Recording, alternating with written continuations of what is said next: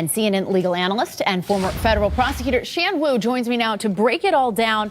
Shan, a lot of lying in that filing, according to officials there. We now know, thanks to the filing, that Manafort had continued contact with Trump administration officials as late as this year. He was indicted in 2017. What does that mean for those officials and the White House as well?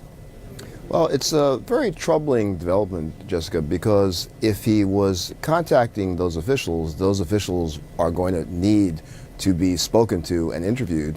And of course, what's looming over that is whether there's some sort of an obstruction effort going on. And so not only are those officials going to be concerned, and they may be in jeopardy, but there's this very odd joint defense agreement that Manafort's team entered into with the Trump legal team, which to me as a defense counsel, that's very risky business to be in a joint defense agreement with someone who's cooperating. It's risky for everyone.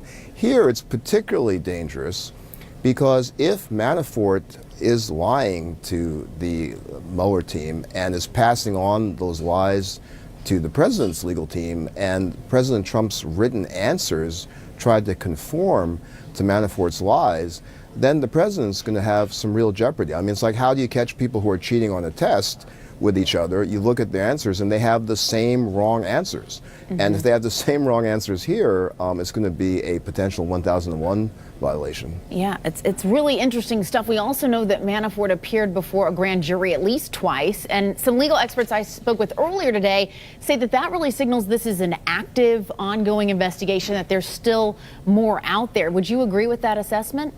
I would agree with that. The grand jury is an investigative tool, so you can use it to either lock in a witness's statements so they can't change them later on, or those grand juries may have been investigating particular criminal cases that they wanted Manafort to supply information on. So unquestionably, that indicates that there is active, ongoing work happening. And what comes next for Manafort himself, and what would the process look like if the president does indeed decide to pardon him? Well, for Manafort himself, they're going to be in for a little bit of a fight with the special counsel over whether he really lied or not. But it's really important to know that for a cooperator, the prosecutors are the judge, jury, and executioner. I mean, those cooperation agreements say that the determination of whether he cooperated is in the sole discretion of the United States government. So they're going to have an uphill battle convincing the judge that they still deserve the benefits of their bargain. With regard to the pardon process, normally, and I emphasize normally, the pardon process is very structured. There's a pardon attorney at the Justice Department. When I worked for the AG there, that was one of my areas where we liaisoned with the pardon attorney. But President Trump has entirely short-circuited that. I mean, he'll take up pardons whenever they come to him. So it's very unclear what that process could look like. I mean, there are political reasons why he would want to delay the pardon till a little bit later down the road.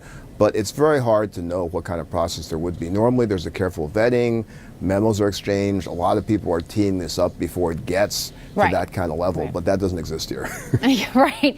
All right, well, much more to come. Shan Wu, thanks so much for being with us. You're welcome.